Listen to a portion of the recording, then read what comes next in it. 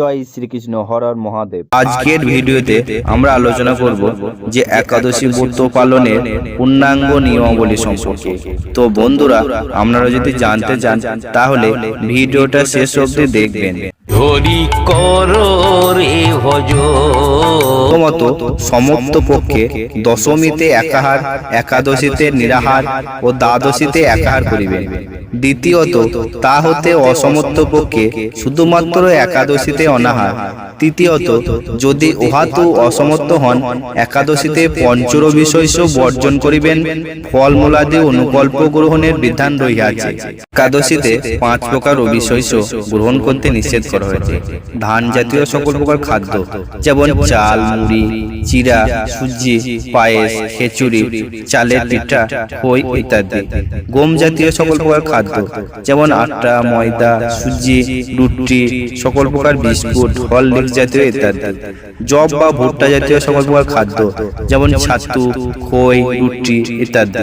ডাল জাতীয় সকল প্রকার খাদ্য, যেমন মুগ, মাসকলাই, খেসারি, মুসুরি, মটরশুঁটি, বরবটি ও শিম ইত্যাদি। সরিষার তেল, সয়াবিন তেল, তিল তেল ইত্যাদি। উপরোক্ত পঞ্চরবিশস্য যে কোনো একটি একাদশীতে গ্রহণ করলে ব্রত নষ্ট হয়।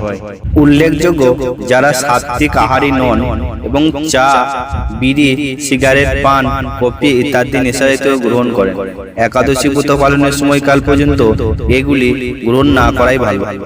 একাদশী করলে যে কেবলমাত্র নিজের জীবনের সদ্গতি হবে তা নয়। একাদশী ব্যক্তির মৃত্যু পিতামাতা নিজ কর্মদোষে নরকবাসী হন, তবে সেই পুত্র একাদশী ব্রত পালন করে পিতামাতাকে নরক থেকে উদ্ধার করতে পারে।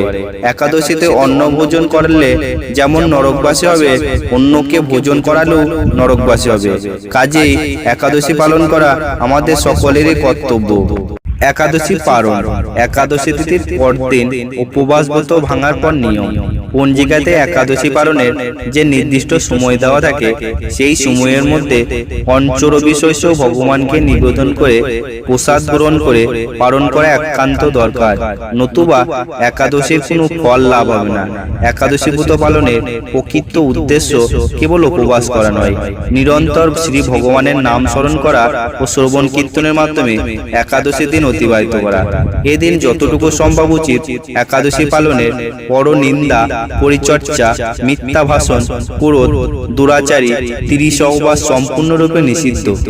একাদশীর দিন এই নিয়মগুলি পালন করা সকলের বাঞ্ছনীয় কর্তব্য। ঘুমানোর আগে দাঁত ব্রাশ করে দাঁত ও মুখ গহ্বরের লেগে থাকা সব অন্ন পরিষ্কার করে নেওয়া সর্বোত্তম। সকালে উঠে শুধু মুখ কুলকুচি ও স্নান করতে হয়। একাদশীতে সবজি কাটার সময় সতর্ক থাকতে হবে, যেন কোথাও কেটে না যায়। একাদশীতে রক্তকরণ বর্জনীয়। দাঁত ব্রাশ করার সময় অনেকে রক্তকরণ হয়ে থাকে, তাই একাদশীর আগের দিন রাতেই দাঁত ভালোভাবে ব্রাশ করে নেওয়া সর্বোত্তম। একাদশীতে চলমান একাদশীর মাহাত্ম্য ভগবত ভক্তের শ্রীমুখ হতে শ্রবণ অথবা সম্ভব না হলে নিজেই ভক্তি সহকারে পাঠ করতে হয়। যারা একাদশীতে একাদশীর প্রসাদ রান্না করেন, তাদের 5 ফোড়ন ব্যবহারে সতর্ক থাকা উচিত, কারণ 5 ফোড়নে সরিষার তেল, তিল থাকতে পারে, যা বর্জনীয়। একাদশীতে শরীরে প্রসাধনী ব্যবহার নিষিদ্ধ। তেল, সুগন্ধি সাবান, শ্যাম্পু ইত্যাদি বর্জনীয়। সকল প্রকার ঘোর কর্ম, সেভ করা এবং চুল ও নখ কাটা নিষিদ্ধ। বন্ধুরা, কোথাও যদি কোনো রকম ভাবে ভুল হয় তাহলে আমাকে ক্ষমা করিবেন, আর যদি ভালো লেগে থাকে তাহলে লাইক ও কমেন্ট করে জানাবেন।